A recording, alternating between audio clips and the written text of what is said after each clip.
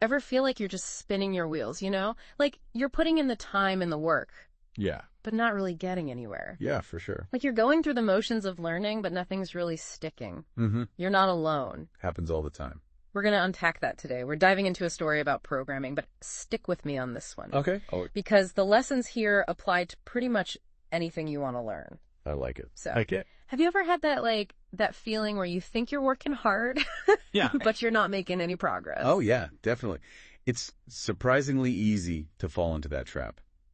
Confusing activity with progress. You know? Yes. Especially with learning something new. Absolutely. And we're going to see how even hundreds of hours of practice can be totally useless if you're not approaching it the right way.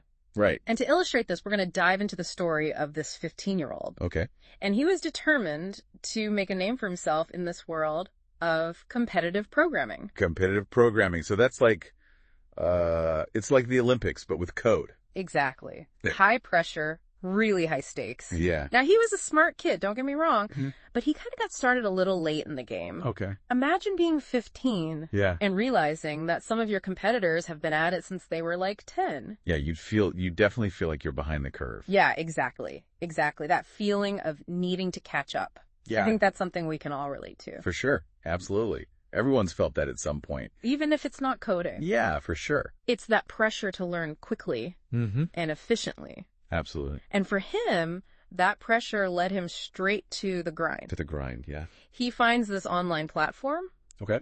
and it has literally 10,000 programming problems. Wow, that's a lot. He dives in head first. Head I first. mean, we're talking 6-8 hours a day, Intense. churning through problem after problem after problem, Wow. trying to catch up with all those other, amazing programmers. Yeah, the prodigies? He was even solving like 10 problems a day. 10 a day. I mean, on the surface, Yeah. that sounds pretty impressive, right? It does. Just look at those numbers, you think, wow, this guy, he's like a learning machine. Right. But how much is he actually learning? Yeah. That's the question. Is he really understanding what he's doing? Like, is he getting those concepts? Right. Is he building those problem-solving skills? Or is he just going through the motions? Yeah. Like, that's what we need to find out. That is the million-dollar question, isn't it? It is. Because what he realized later was that he was so focused on quantity, on just the sheer number of problems he could solve, Right.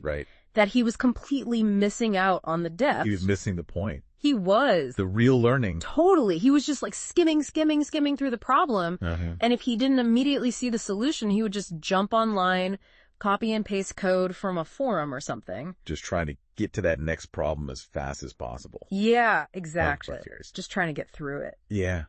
So it's like all this effort, but is it actually translating, to real learning? Right. And that's where things get really interesting. Okay. Remember that competition, the high stakes one he was prepping for? Yeah, the big one. He goes in feeling ready, like I put in the work, Mm-hmm. and bombs. Oh, no, really? Yeah, he placed 80th Oh.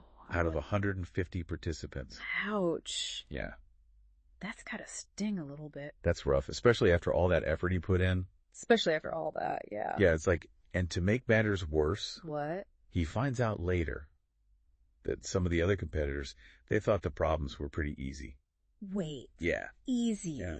But he'd been grinding away at these problems for how long? I know, right?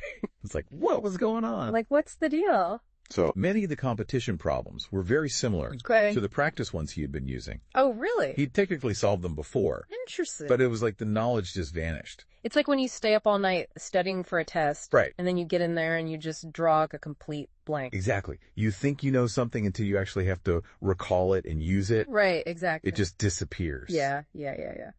And this is what highlights the difference between passive learning and active learning. Okay. Just going through the motions, Yeah. like quickly glancing at solutions and moving on. That might create this illusion of understanding, Okay. but it's not going to last. It's not going to stick. It's not going to stick. Exactly. So how do we break free from that? How do we get out of that? That's the question. Just doing more problems. I'm guessing that's not the answer. It's not just about doing more. It's about changing your approach. Okay. He had this realization Okay.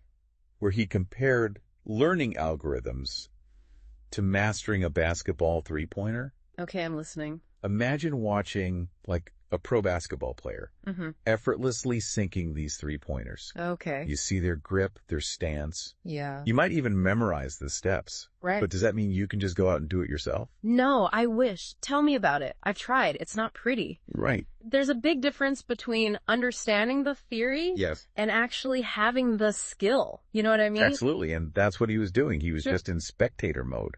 He was watching others solve the problem instead of getting on the court himself. Okay, I like this analogy. Yeah, so to truly learn, Okay. he needed to shift from passive observation to active execution. So how do you translate that?